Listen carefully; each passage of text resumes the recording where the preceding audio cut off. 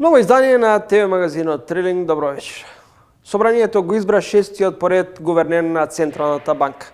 Професор доктор Трајко Славевски го доби врелиот костен од своите сопартици да ја води кредитно-монетарната политика со напрегнат надворешен долг по задолжувањето од околу 6 милиарди евра, што сукцесивно ќе се повлекуваат од Лондон. Во изден, пратениците ја ратификува и спогодбата со Обединетото кралство на Велика Британија за кредитирање на пругата кон Солун и болниците. Новаа тема на почетокот ово издание на ТВ магазинот поединечни интервјуа и искажувања на вечерашните соговорници. Зоран Димитровски, заменик министер за надворешни работи и надворешна трговија, како и Джевдет Хајредини, екс-министер за финанси. Тоа не се директно нивни пари на сметка кои што тие веднаш ќе ги префрлат. Значи тоа се финансиски институции кои што ќе учествуваат и фондови кои што ќе учествуваат во финансирањето. Не препознавате конспиративни? Со конспиративни може да има, али тие врзани се со политики. Значи се гледа дека овде корупцијата метастазирала во сите пори на општеството и тоа не е моја констатација. Ист таков договор како што Македонија има подпишано со Frontex, во таков контекст се разговара и со Велика Британија за нивно учество, бидејќи тие се сега натпред од Европската унија. Ако официјален Лондон побара од нас правење на бегалски кампови, дали ние сме подготвени да прифатиме бегалци?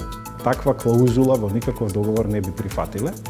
Со добра волја една политичка средба меѓу двете влади, на која што нели да видиме докаде се меѓусебните односи како добри соседи, можеме да подпишеме и нов протокол. Најскапа цена плати СДС, што дозволи некој да игра фудбал, да вика дека албанците се со нив афирмирани. Како животот знае да ни мадне шлаканица секој пат кога мислиме дека знаеме се. И одново да не врати на клупа за пак да учиме.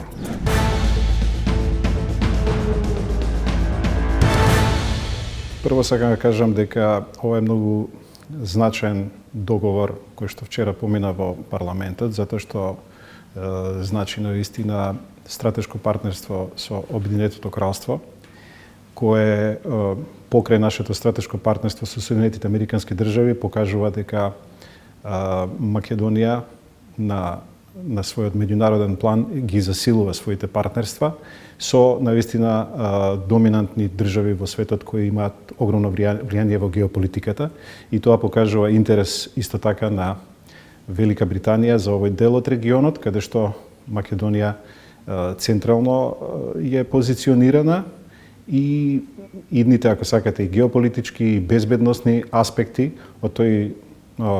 од оваа перспектива со овој договор на некој начин се решаваат тие прашања. Господине Димитровски, индикативна е одредбата дека за секоја разлика во реализација на парите од Лондон ќе се решаваат без процеси пред домашните и меѓународни судови. Дали ова пракса или?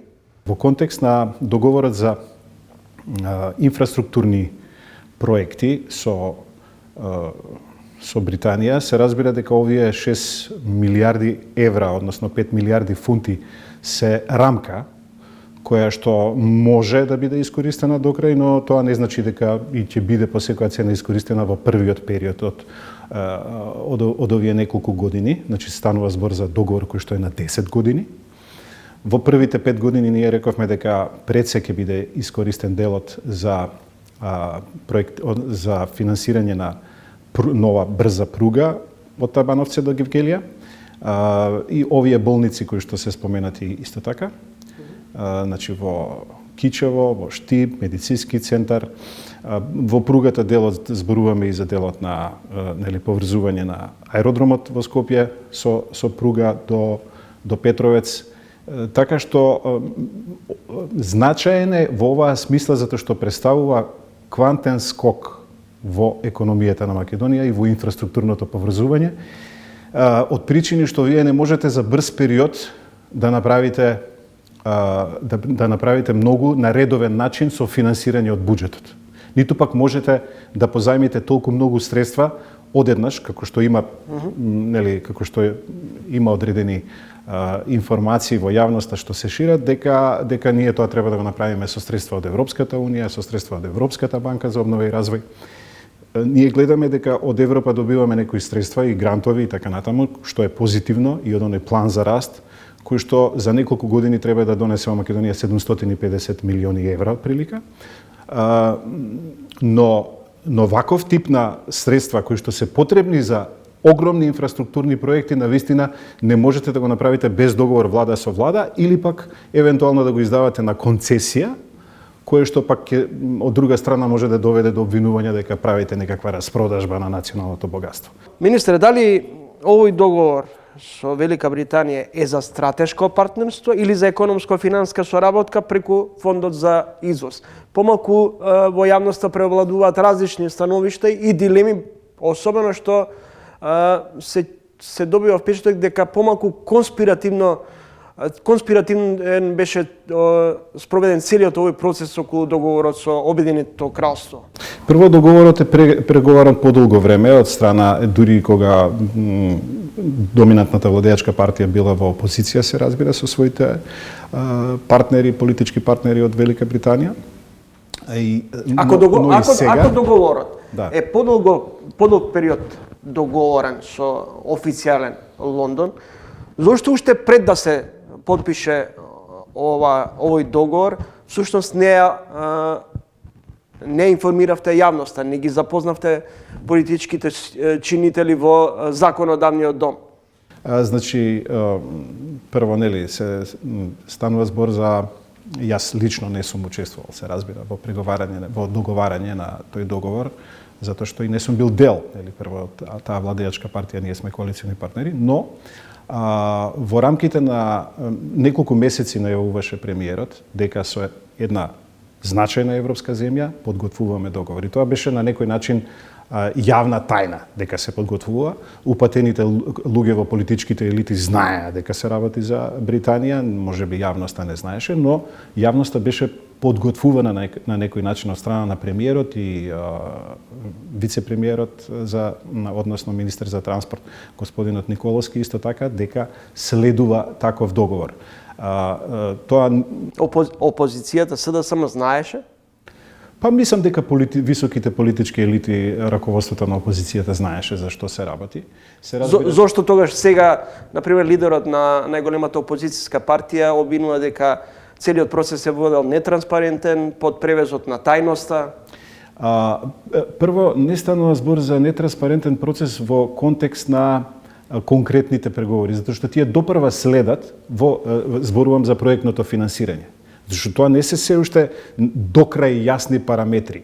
Се разбира, има одредени пресметки и проценки, кост-бенефит анализи се направени во Министерството за транспорт, колку ќе чини, да речеме, таа пруга, колку чинат болниците, грубите проценки, но во контекст на изнаоѓањето на финансиски средства на меѓународниот пазар, каде што се заложува овој механизам, нели, на Департментот за трговија на Обединетото кралство, да го користи тој механизам, но да наоѓа извори на средства од различни финансиски институции. Тоа не се директно нивни пари на сметка кои што тие веднаш ќе ги префрлат. Значи, тоа се финансиски институции кои што ќе учествуваат и фондови кои што ќе учествуваат во финансирањето. Така што тој дел се уште е во тек на преговори во однос на интересот кој што ќе биде, каматите, рече премиерот вчера дека тие ќе бидат пониски од 4,5%, пониски од оние средства кои што се може да се најдат на меѓународниот пазар и дека сите други елементи на тие финансиски проекти ќе бидат во зависност од тоа како ќе се планираат. Така што сметам дека опозицијата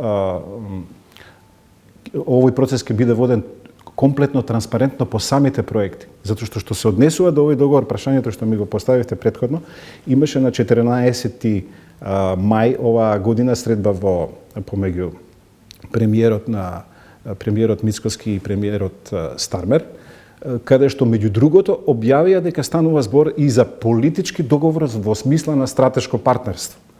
Ова сега што го потпишавме е на некој начин финансиски, односно проектниот дел за финансирање на инфраструктурата и за други проекти. Не е само инфраструктурата во прашање се нели друга да се користи експертиза на Обединетото кралство во однос на трансформација на одредени сегменти од македонското општество, кој што е јавната администрација, дигитална трансформација и така натаму. Дали во договорот има клаузули за прифаќање на бегалците во Македонија? Не, мислам дека таа шпекулација која што потекна пред се од британски медиуми, затоа што нели во Велика Британија е исто така слободни се медиумите, можат да истражуваат, да шпекулираат и така натаму. Голем е интересот на Европската унија, меѓу другото и на Британија е заинтересирана исто така за во делот на имиграцијата, го има тој голем притисок од нивното општество и тие се секогаш концентрирани на таа тема во контекст да зборуваат и да пишуваат за тоа. Но оваа шпекулација беше демонтирана не само од амбасадорот Лоусон, кој што даде експлицитна изјава во тој контекст, туку гледаме дека во овие договори нема воопшто ниту споменување на таква клаузула. Добро, во ред. Но морам да кажам. Добро. Но морам да кажам дека се разговара со Велика Британија на ист начин како што го имаме договорот со Frontex подпишано со Европската унија, кој што представува еден начин на вклученост на европските полициски структури во мониторирање на границата кон јужниот сосед, затоа што знаеме бегалскиот бран беше оттаму. Значи, ист таков договор како што Македонија има подпишано со Frontex, во таков контекст се разговара и со Велика Британија за нивно учество, бидејќи тие се сега надворе од Европската унија, не учествуваат во Frontex, за евентуално нивно понатамошно учество во мониторирање на делот од границата и спречување на бегалски бран од кој што тие исто така чувствуваат притисок. Министер, надвор од стратешкиот договор со Велика Британија, ако официјален Лондон побара од нас правење на бегалски кампови, дали ние сме подготвени да прифатиме бегалци во државата?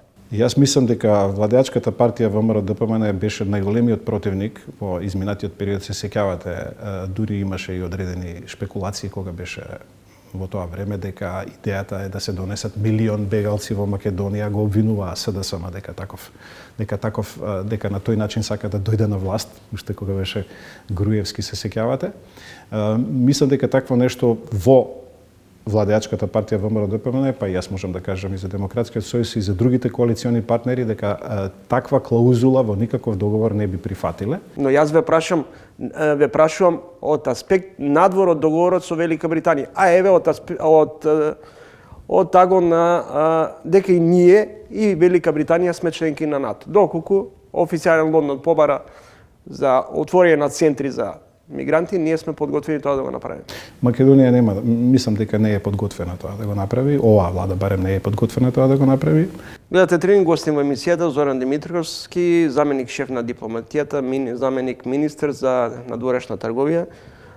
Министре, што предвидуваат креативните решенија како што ги наслови претседателката Сијановска во однос на деблокада на македонскиот евроинтегративен прат? Молкот од Софија говори многу гласно. Тоа можам да го кажам, затоа што сите овие изминати месеци, ако се сеќавате, говоревме дека треба да дојде политичка влада во Софија, долго време немаа политичка влада, за да почне некаков политички диалог. И тоа од таа страна не се негираше. Но откако дојде политичка влада во Софија, гледаме дека бугарската страна на некој начин одбива политички диалог, и тоа не само за прашањата за кои што имаме реално спор, во контекст на нашето евроинтегрирање, туку и за прашања, да речеме, од инфраструктурен карактер, како што е Коридорот 8, каде што повторно тој диалог на некој начин е заглавен од бугарска страна.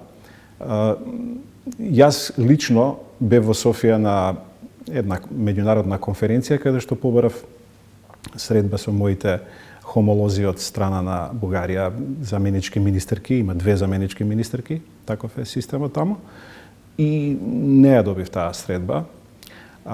Има многу други, ако можам така да кажам, обиди за средби кои што не се реализираат или се само од формален карактер.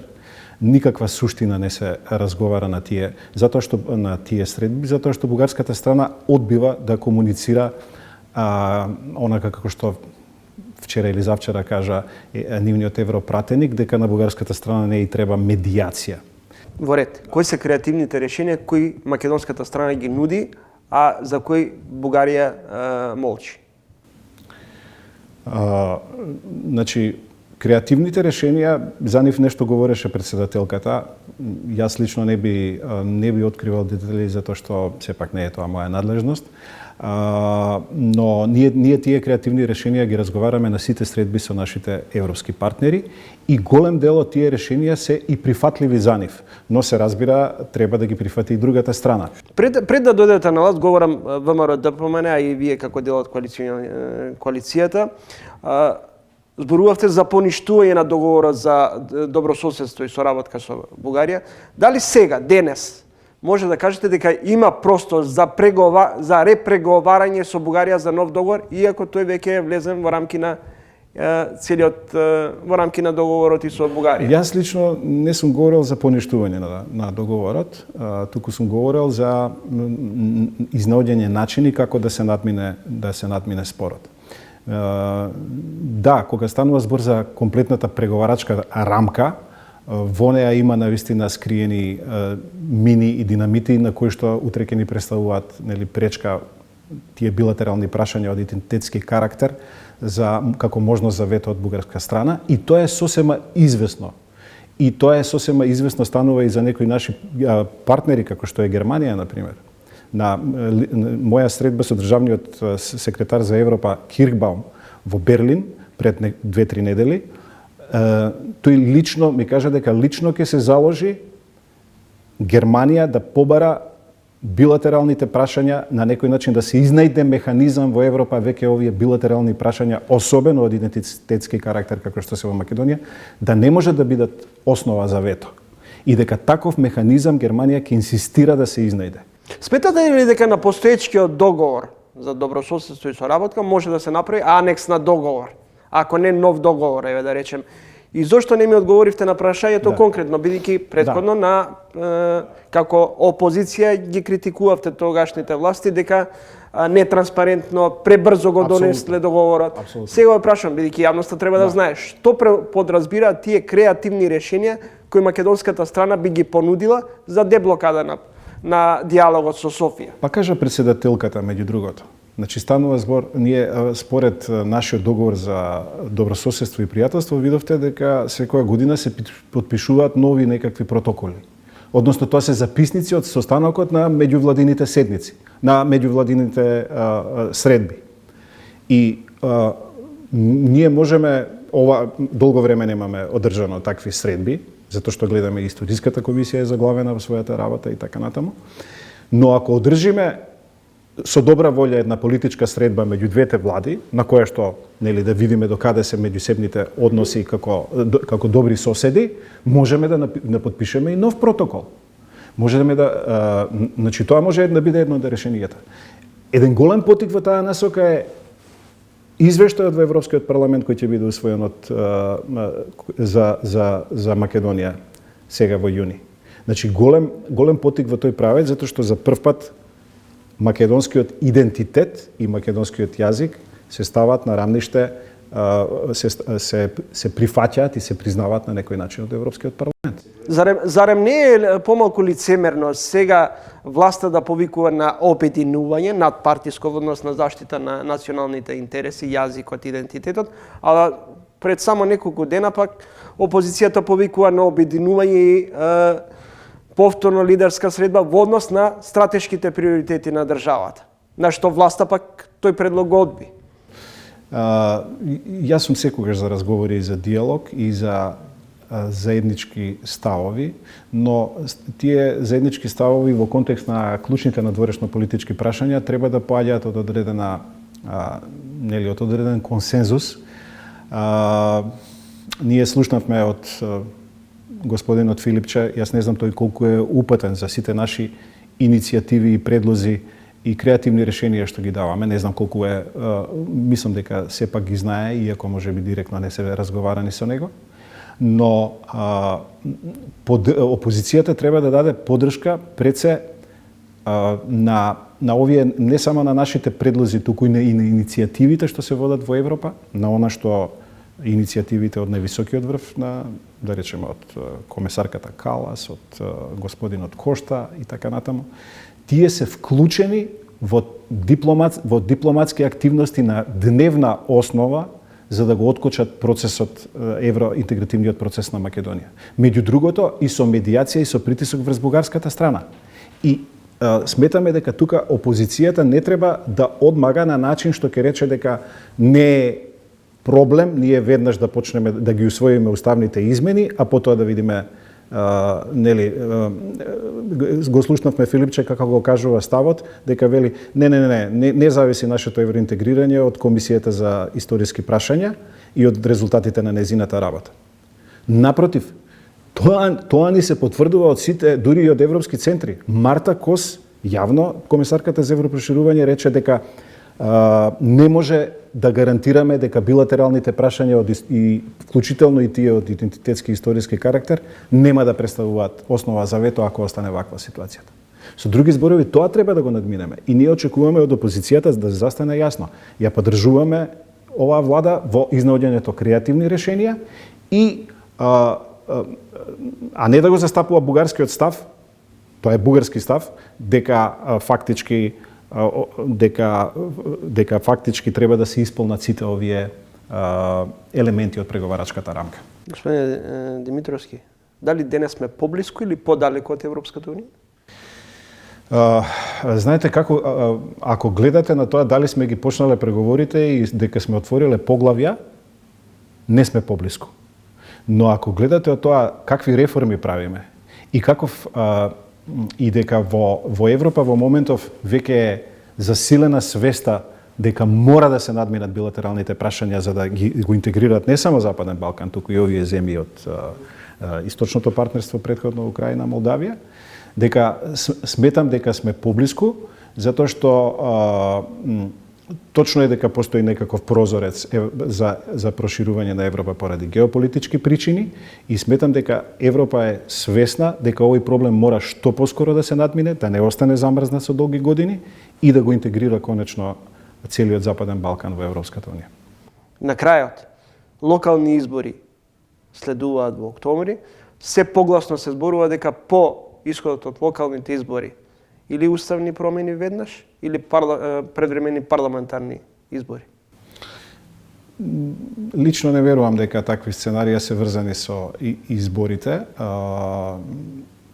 И одредени европски официјални личности се обидуваа овде на средби да ни кажат да, значи вие чекате да ги добиете локалните избори за потоа да влезете во уставни промени и така натаму.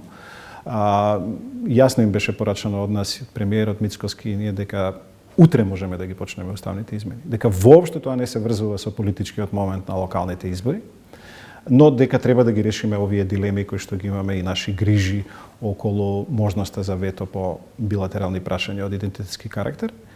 Значи тоа не е воопшто врзано со уставните измени.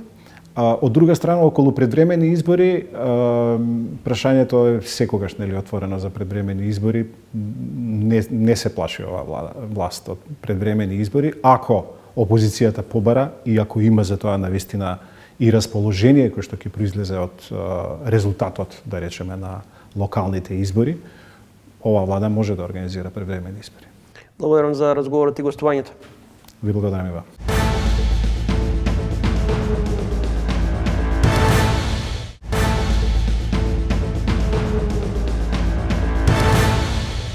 Екс-министер за финансии во владата на Бранко Црвенковски, член на Советот за национална безбедност во кабинетот на Гордана Сијановска-Давкова. Колумнист, човек кој нема влакно на јазикот. Џевдет Хајредини во ово издание на Тренинг. Господин Хајредини, зошто од бомбастично најавениот стратешки договор сега тој е класичен финансиски дил, во кој не е најасен финансискиот менеджмент, кој како ќе ги трансферира парите, колкава камата, рок на отплата. Дали оваа мистериозност остава простор за сомнеш околу целиот овој договор со официјален Лондон? Па мислам дека овој договор, односно овој заем од Велика Британија, мало сме изненадени цела цел народ, цела држава, сите граѓани, jer тој веројатно е подолго време тамо подготвен. И тоа не е тоа одлука, нити е тоа заслуга на ова влада и на овој премиер.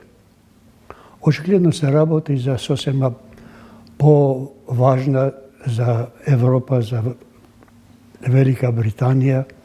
Други интереси се во прашање, што во секој случај за Македонија тоа е корисно.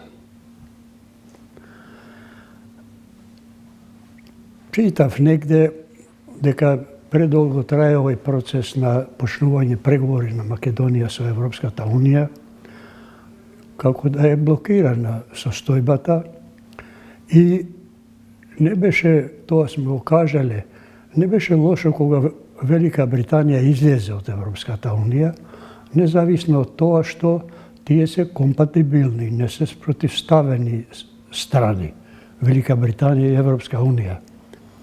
Разликата е во тоа, кога станува збор за Македонија, дека Европска Унија е блокиран сојуз. Затоа што такви се пропозициите, една членка може ги блокира одлуките на сите други. Така да некои цели, како што е, например, интеграцијата на Западниот Балкан во што се Албанија, Србија, Македонија, Црна Гора и така натаму, очигледно дека интереса на Европска Унија да ги почнат да влезат во Европска Унија. Меѓутоа, еве за Македонија се појави еден сериозен проблем, кој правото на вето што го има таму, Бугарија го користи и ќе го користи. Сега, бидејќи се заинтересирани, добро е ова се појави варијанта да Велика Британија, целите што сака да ги постигне овде, што не се против нашите интереси, него се во полза, не е блокирана. Слободно си носи одлука, заемо добрува, на заемот ќе збориме сега, и мислам дека се во прашање тоа е. Дали во овој договор со Велика Британија има всушност една клаузула на доверливост и тајност? Дали мистичноста е како од времето на аранжманот Бехтел и Енка, договорот што го направија Ѓоргиевски и Тупурковски со тајванскиот аранжман? Мислам дека овде не треба да се прави симетрија помеѓу договорот со Бехтел и Енка и Синохидро, уште по-карактеристичен кинеската компанија за изградба на ова. Таму немаше потреба, ова е договор меѓу една голема сила и држава Македонија, која не може да има таков вид на коруптивни клаузули. Ако ги има нешто, таму има нешто што не е за појавување, само не можеш да се сомневаме ние дека Велика Британија, како Бехтел, како Синохидро, како компании приватни, да внесат во договорот клаузули кои да дават на македонските функционери пари, мито. Не препознавате конспиративни? Со конспиративни може да има, али тие врзани се со политики, не со корупција, не со мито и така натаму. Може тоа да има, меѓу Бехтел и Енка беше очигледен и уште е. Само тука е вина и на овој сега што дојде нова влада на Мицкоски, вети и воопшто не направи ништо, дури и американската амбасадорка Агели реше ако има сомнежи, а има во договорот со Бехтел, органите нека истражат. Дојде овие, не истражуваат затоа што се сите вмешани, директно или индиректно со Бехтел и Енка, како што беа со Синохидро.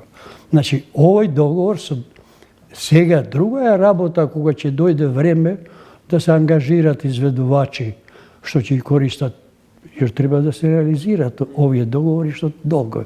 Тоа долго ќе трае. Тоа не е лесно и така натаму овие објекти што ги наредиле намените за финансирање во Македонија, ќе ви кажам ова jer нема време многу. Мицковски тука, кога ги спомнува Стрежево, другото на Чебрени галишта? Чебрени галиште и други, треба да го имаме предвид еден момент. Значи, се пласира, се презентира цела оваа работа секој ден од првите вести, нарочно овие медиуми што се провладини, просто станале досадни, секоја вест ги редат истите секој ден.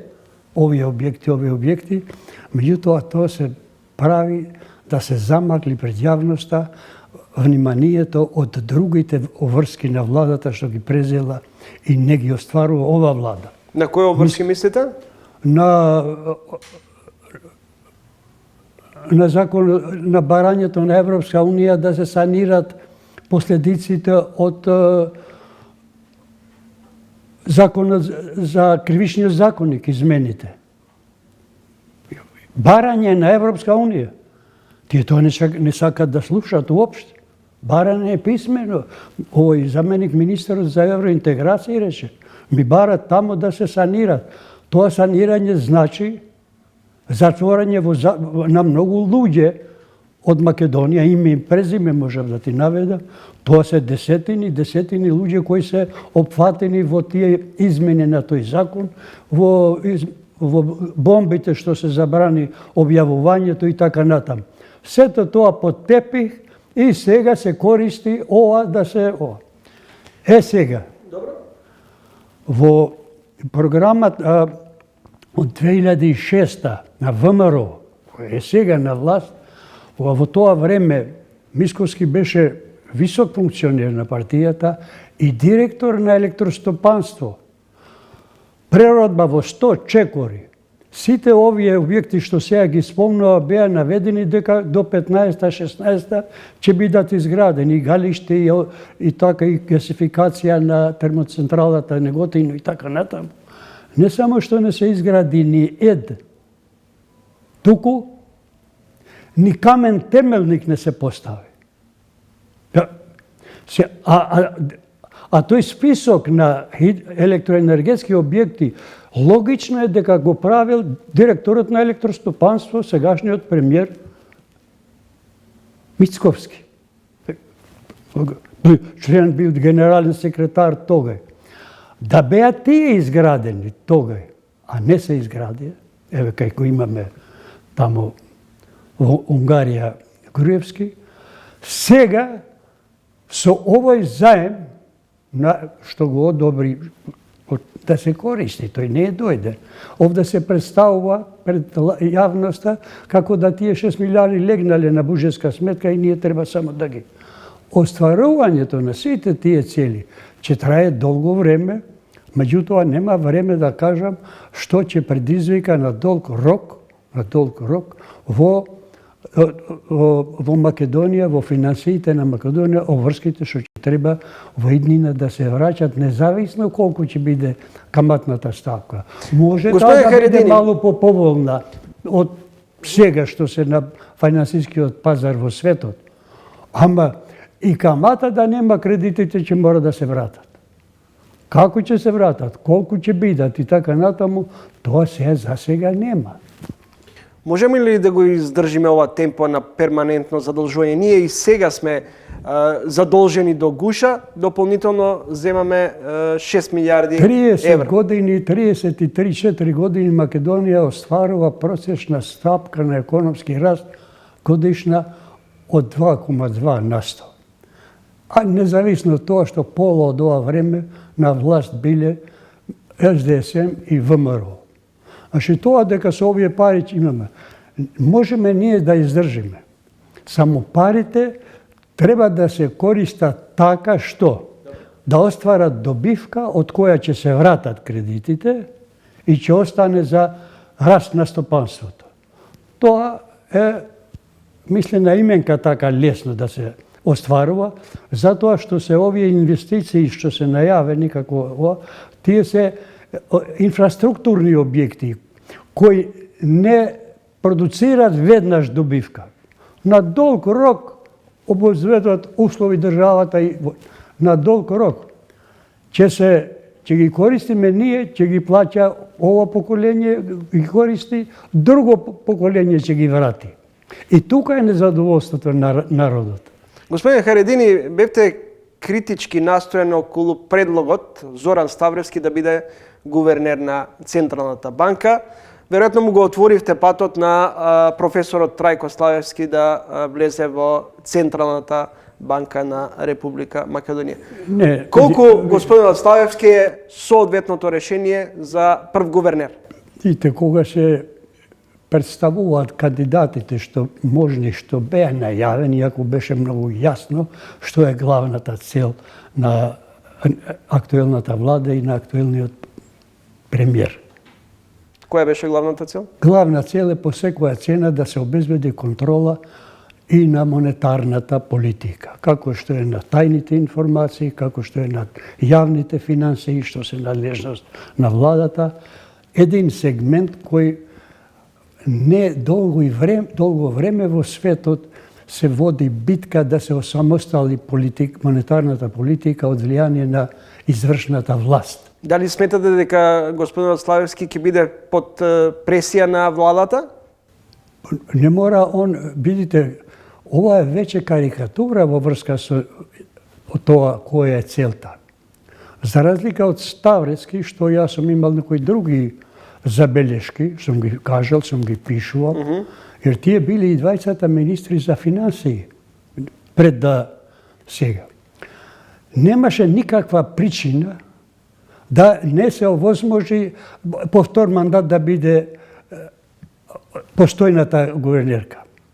Прво затоа што немавме, не знам кој, али во главата никому не можеш да му влезеш. Може некој симпатизира, ова. Меѓутоа, таа не даде повод дека е под влијание на било на премиерите. А овие опште не е тајна. Ставревски, па како може прво он сам не требаше да претендира на такво место, знајќи ова држава, овој народ, што он зборуваше во објавените тајни снимки. Па тој е министр за финансии, гувернер на Народна банка, се фини функции. И тие имат можност, лицата кои им се дава можност да ја вршат таа функција, можат фино да ја вршат. Меѓутоа, министр за финансии парламент да наредува ова обезбедувањето во парламентот да ги влечат под пратениците на опозицијата, тој никогаш не смее да биде на функција нигде веќе. А тоа сме го гледале ние на телевизија. Министер кој крие дека купил, наместо да части, он крие дека купува стан тамо и така натаму. Господин Харедин, ве прашав, што мислите за изборот на професорот Трајко Славевски за гувернер? Видите, било гувернер, било министер за финансии на Македонија. Потребното стручно знаење е поголемо него што е таму потребно на една мала земја. И општо не се сомневам, независно што векат дека он се бавил, бил министер за финансии, што прв му се случило е што е овој Никола Груевски го разреши од министер за финансии. Сега некој бил успешен, викал. Па не било, не е тешко да се биде ако си чесен. Чесен треба да бидеш, министр за финансии и Народна банка. Jer ние сме имали случај, еден скандал и на гувернер, овој Љубе Трпевски со Смиленски, парите од девизните резерви во Англија што ги користеа. Значи, ако не е чесен и тамо може да злоупотребува. А дека Трајко тој веќе е избран синојка и ја му пожелувам успех да има. Ама тој дека е поставен затоа што е партиски човек, тоа воопшто нема дилеми. И затоа и е член на извршен комитет на партијата. И друго, една можда ситна работа. Меѓутоа, на еден ред професор универзитетски, што се бави со финансии, со наука и така натаму, не оди 4 години да се расправа со градоначалничката на Скопје, контроверзна личност, 4 години, што и партијата реше, што ми треба мене, сега мало ли има други луѓе што ги знаат проблемите на градот и зеленилото, дали се коси тревата или така натаму во дворот на владата, што се бавеше овој Талат Джафери. Тој немаше друга работа, се караше Зошто не косиш тревата во? Гостин во тренинг Џевдет Хајредини, екс-министр за финансии. Господин Хајредини, во едно телевизиско интервју јавно се сомневате дека и актуелната власт има капацитет да се спротивстави на корупцијата. Дали е тоа системска корупција, ендемска појава и дали може неказнивоста и корупцијата да оди без поддршка на власта? Видите, во актуелната, јас сум рекол тоа и мислам дека тоа секој ден се потврдува. И обидите сега да се откријат состојбите во државата околу корупцијата и мерките, еве ќе видиме и овие судења и така натаму, што ни се слуша овие трагедии, најголемата во Кочани. Значи се гледа дека овде корупцијата метастазирала во сите пори на општеството. И тоа не е моја констатација, не е констатација и на Европска Унија, и на Америка. Арбен Таравари се враќа во опозицијските редови, во прегратки на Али Ахмети.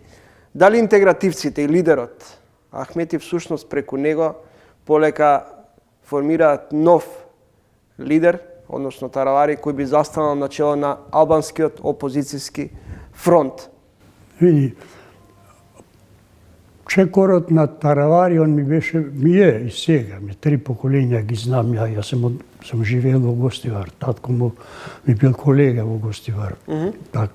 Така да фино се знаеме, ја не очекував, видите, се тоа дали ќе влезе конкретно тој тоа се уште не го вика само дека ќе соработам во вториот круг со било кој партии на локалните избори за градоначалници, ќе се договориме. До сега до тука е. Меѓутоа он предизвика и за себе сложени проблеми, а не верувам дека Али Ахмети толку е сигурен на Таравари дека ќе биде, ќе ојде таа улога и не сакам да помислам дека и он да станал заложник за некои други цели. Дали одлуката на Таравари да си замине од владата е промислена или избрзан чекор? Не промислена, меѓутоа правата причина за сега и за мене и за јавноста е непозната. Нажалост. Ова што кажува, тоа е...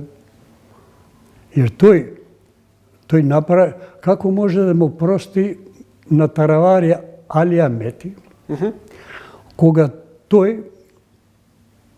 кога порано пред да се формира ова влен, коалиција и партиите, ја во сите мои настави викав дека не може, бидејќи Дуи со СДСМ претера во злоупотребите на власта.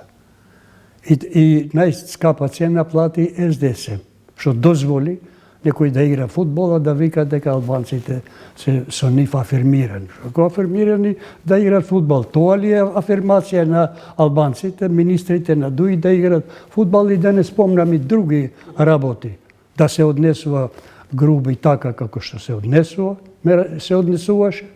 И сега да биде чуван во Албанија затоа што ги има бомбите за сите овде. И за македонци, и за албанци, и све. Тој ќе чека, ако не ми обезбедите некој пристоен излез од оваа ситуација, ќе пука. Мислам, ќе пукам со бомбите. Што ги има. Таравари, тука неговата замисла дека ќе има, што реков, ги знам и како, тој ми викаше мене своевремено кога стана градоначалник на Гостивар. Беше поради Дуи за да добие, jer само со Таравари се добиваше градоначалнишката функција во Гостивар. И он 2 пати ги тепаше кандидатите на Дуи. Се било против Дуи. И да не беше иззет, не почнуваше расцепот во Дуи. Ама да не беше Таравари, не продолжуваше. Не можеше без Таравари. Сега Таравари направи една услуга што Дуи се тргна од власта. Сега остана проблем да се реши проблемот со Али Ахмети. Главен иницијатор е и главен фактор е Изетмеджити со двајцата беса и алтернатива. Ама да не беше Таравари, исто не можеше. Дали сега Таравари всушност преку ДУИ ќе го отвори патот за повторно враќање на интегративците во влада со ВМРО-ДПМН? Тој таа цел главна ја нема. Меѓутоа, он е таму сега, ама тоа е неизвестно. Може едни и други да крахират. Бевте жесток критичар на ДУИ, додека ја практикуваше власта. Како денес ја оценувате улогата на Вреди и на албанскиот фактор во рамки на владината коалиција? Тие се под огромен притисок сега, а тоа му одговара мало и на Мицковски, ме разбираш, од ДУИ дека сака да ја представи улогата на Влен во владата, како да албанците се подцените и се бркат и така натаму, што сето тоа не е точно. Од проста причина што? Тие не можат, викат дека се бркат од работа албанците и така натаму. Тоа очигледно не е точно. Затоа што не можат тие да најдат еден човек, албанец, вработен од нив, со договор со се. Станува збор, па дури и тие се уште се земат плата многу и не сега. Значи го користат тој момент што Заев, па порано и Груевски, му ги плаќаа гласачите на ДУИ. Парите од буџетот им носеа дома без да дојдат на работа. Долги години, 1000 души. Сеќавате кога Артан Груби дојде, па отиде на сите им даде по 2-30 луѓе, не да работат. Него, jer до тога и не се појавува уопште и да сабајле тамо на работа.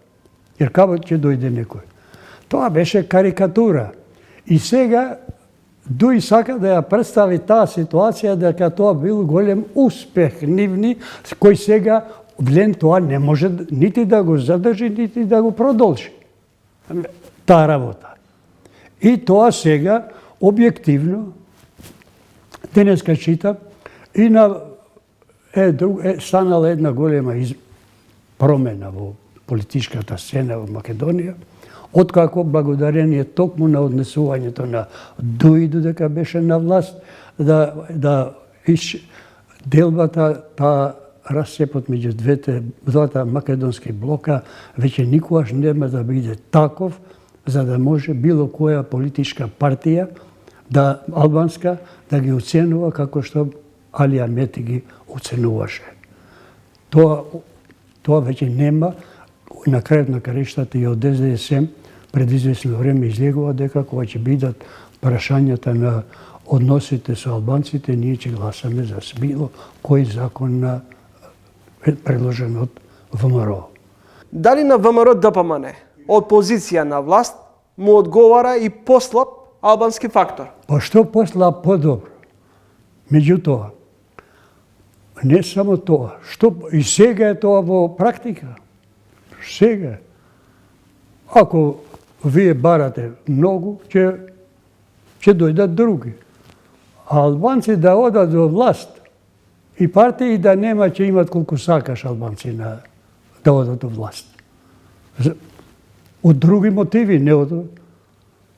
Па да играш улога на главен кој одлучува, а не одговара. Таква улога е одиграл цело време Али Ахмети. Го викат главен, викат министрите, тој ни е шеф, тој ни е именува, тој тоа, и не одговара за тоа што често он повторува Али Ахмети, еве ветинг, ако сакат нека поштат од мене.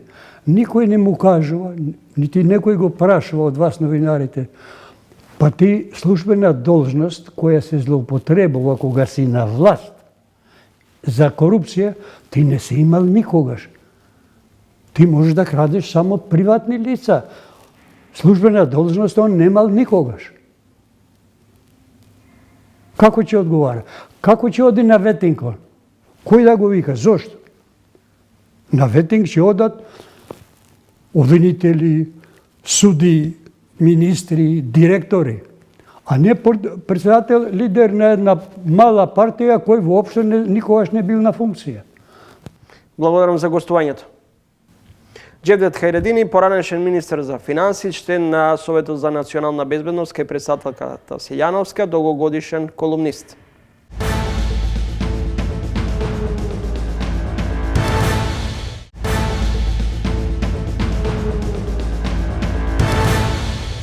Авторка на 8 книги и инфлуенсерка, текстописец на текстови на познати музички имиња.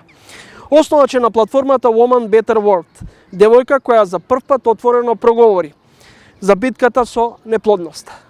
Ксенија Николова, гостинка во ова издание на Трилинг. Ксенија, како писателка најпрво, како успевате своите емоции совршено да ги преточите во зборови? Па, мислам дека тоа некако е прво мој начин да се запознавам сама себе, да се исчистам сама себе, нели првенствено го пишувам тоа и сум го пишувала несвесно кога не сум ни знаела дека еден ден ќе го работам тоа, за себе, за мене да ми биде полесно, едноставно сум наоѓала некој канал во пишувањето кој, да речеме, ми помагал да се чувствувам подобро, да си олеснам, да си помогнам, да се разберам себе. И сега низ годините тоа преминува во работа која што веќе е и рутинска, и техничка, и навика секако, и професионално стекната низ годините, и некои работи кои ги учиме низ работата за како подобро да го правиме тоа. Но првенствено е од љубов кон тоа да си ги искажам некако своите емоции, и ето пишувањето ми помагало во тоа. Зад маските е еден од вашите романи. Што се крие зад маската?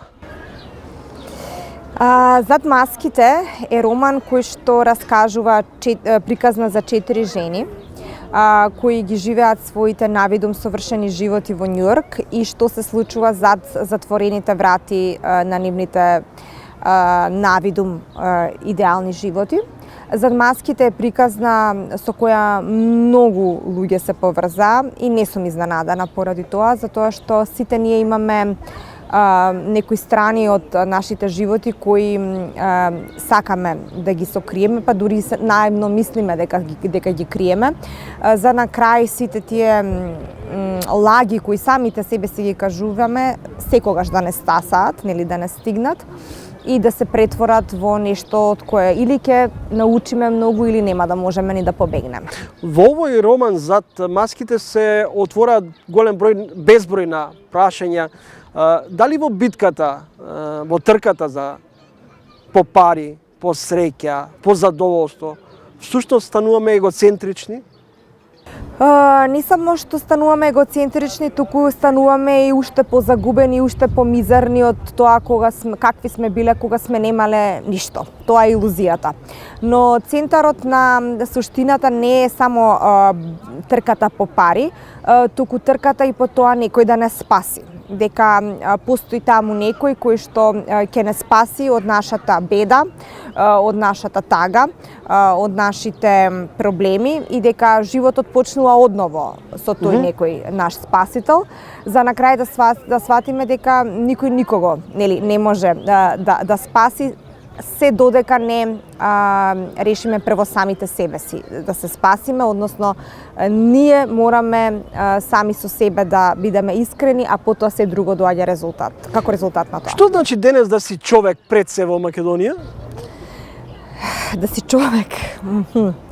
Па јас мислам да си човек кој вистински живее, значи да живееш во сите бои. Баш и тоа беше и суштината на најновата моја книга Секој цвет има свое време, која што е 201 цитат за сите нијанси на животот. Да го прифати животот со сите негови нијанси, да не бегаш од ниедна нијанса и да сватиш дека сето тоа е дел од колачот наречен живот и треба буквално да го искушиш целосно за да знаеш дека вистински си живеал.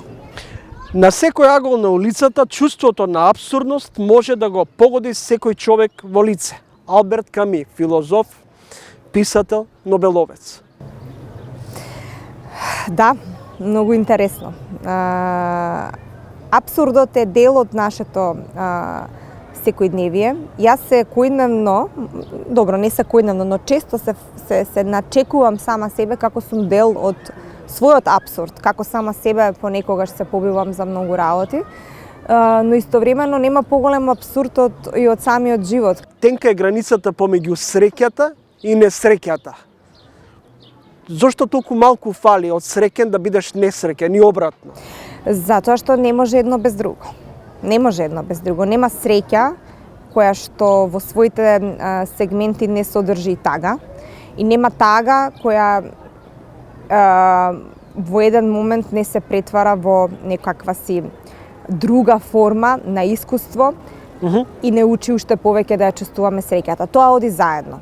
Всушност тоа е и поентата, дека не можеме да очекуваме живот кој што е со една димензија, со едни емоции, со едноличност. Тагата и среќата и сите тие емоции се тесно поврзани. Вие констатирате во една прилика, не може да изградите среќа на туѓа несреќа. Дали живееме во свет на илузии? Живееме во свет на илузии и мислиме дека правдата на прв поглед не постои, но постои нешто што е поголемо од правда, а тоа е како сакаме да го наречеме. Тоа е Бог, тоа е карма, тоа е нешто што стасува, што не стигнува сите и ние тоа го забораваме и мислиме дека можеме да живееме на некој начин на долги стази, но се појасно ми станува дека се си доаѓа да си наплати. И начинот на кој размислуваме и она што му го даваме на светот, не можеме да му даваме на светот едно нешто, а да очекуваме нешто друго за возврат. Не може. Дали живееме во општество во кое доминира дволичноста, лицемерието, апатијата? Интересна работа е. Живееме во свет со многу алатки кои ни овозможуваат да се запознаеме себе си одблиску. Имаме разноразни алатки за тоа, но сепак чувствувам како да постои некоја игнорантност поголема од било кога. Луѓето едноставно не се заинтересирани ни себе да се запознаат, а камоли да го запознаат другиот. Верувајте, има луѓе кои што живеат под ист кров со години и не се познаваат. Не се познаваат суштински.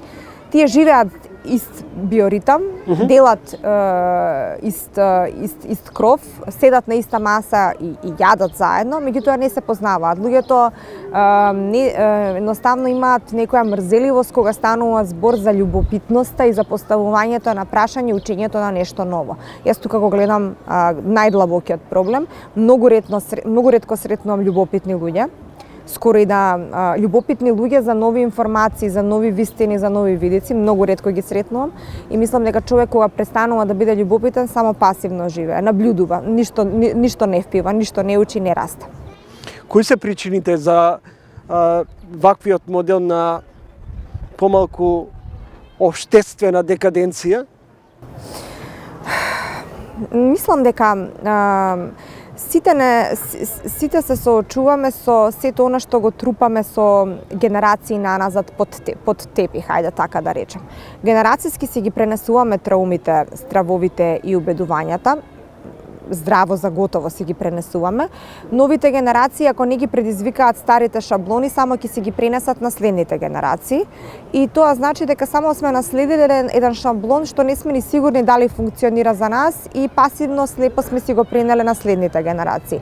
За мене да се биде свој човек, значи да го прибереш она од твоите претходници што ти одговара, што функционира за тебе, но и да го оставиш тоа што не ти одговара и да создадеш нешто ново. Тоа значи дека си оставил некој свој печат. Инаку само си го проживеал истиот шаблон и гледам дека огромен број на луѓе ја прават таа грешка пак поради дефицит на љубопитност и заинтересираност за нешто ново. Како е да се живее и да се работи како инфлуенсер во Македонија? Како инфлуенсер во Македонија, конкретно од моја гледна точка, јас ова што го работам денес на некој начин го правам и целиот свој живот, само што се пренесуваме, односно се преместуваме од дигитална алатка на дигитална алатка која што е моментално актуелна. Јас започнав со моите книги, потоа се префрлив на Facebook, па сега сме на Instagram и така расте нашата заедница. И тоа е некако некој логичен напредок. Јас сакам и сметам дека е умно да се искористат сите можности кои што ни се нудат, за да по-блиску и по-креативно на крајот од денот комуницираме со нашата публика. Јас така го гледам Инстаграмот и го гледам како можност да оставам некој свој печат за нешто што мене ми е значајно, да поставуваме некои нови прашања, да рушиме некои стереотипи, да бидеме малку поотворени, похрабри и да на крајот од денот изградиме некоја заедница која каде меѓусебно ќе се охрабруваме и мотивираме. Така што мене лично ми е многу убаво во моја кожа од тој агол и не би го правила тоа да не наоѓам искрена среќа и задоволство. Следите 3 гости во емисијата разговараме на отворено и отворено со Ксенија Николова, писателка, инфлуенсерка. Ксенија, како се справувавте со голготата по секој неуспешен инвитро обид? Запаѓавте во депресија, бидејќи најдов некои податоци дека неколку месеци сте се справувале и со депресијата меѓу Тоа другото. беше претходно. Јас имав тежок период во моите 20 години кој беше пред себе ова да започне и беше од сосема некои други, ајде да кажам, извори и причини.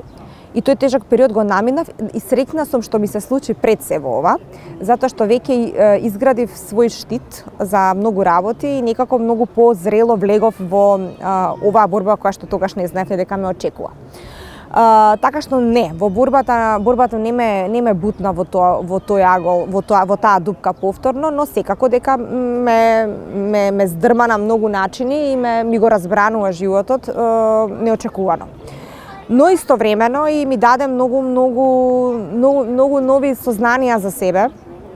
Тоа е всушност и поентата на секоја борба и сакам така секоја жена, секој пар тоа да го гледа, дека имате необична можност да се запознаете себе си на еден поинаков начин, да откриете колку сте всушност силни, а не сте знаеле.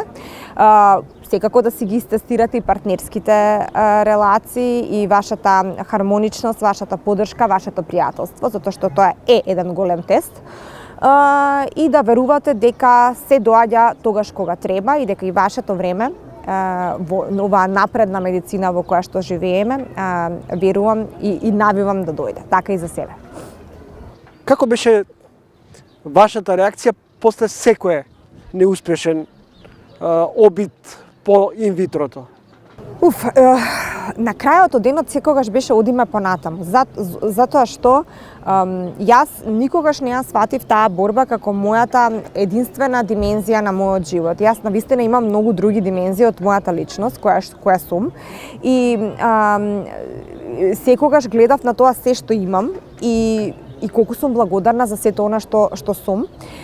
И секако животот не застанува. Да, беше многу тешко, се чинеше дека само на нас не се случува, нели таква е таа борба, се прашуваш зошто јас и на моменти се чувствуваш изолирано, но истовремено зборувајќи јавно сум се поврзала со толку многу жени кои што го поминуваат, тоа се еден огромна бројка, тоа е веќе статистички гледано, мислам дека секој шести пар или секој четврти, не знам која е најновата статистика.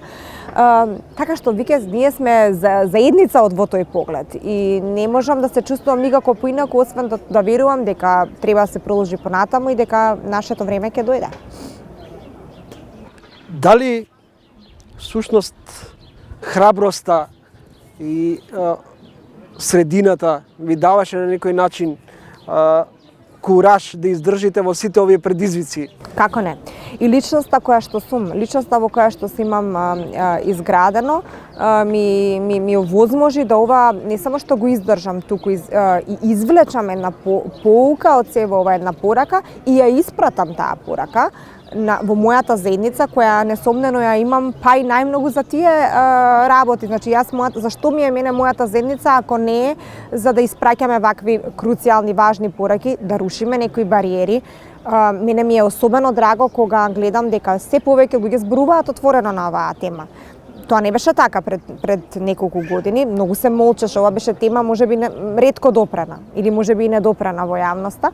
Така што Мислам дека мораме да ги правиме тие чекори на секоја тема за луѓето, особено жените, не се чувствуваат сами, затоа што има многу жени кои што живеат и во помалите градови, кои што се осамени, изолирани, неразбрани од својата средина, па многу често и обвинувани за товарот кој што мораат да го износат, не баре се виновни. И мислам дека во име на сето тоа ние мораме да зборуваме и отворено и да се охрабруваме. Благодарам за разговорот. Благодарам на поканата.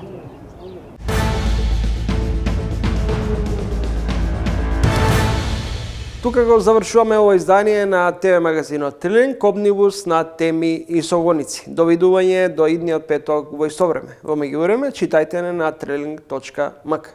Пријатно!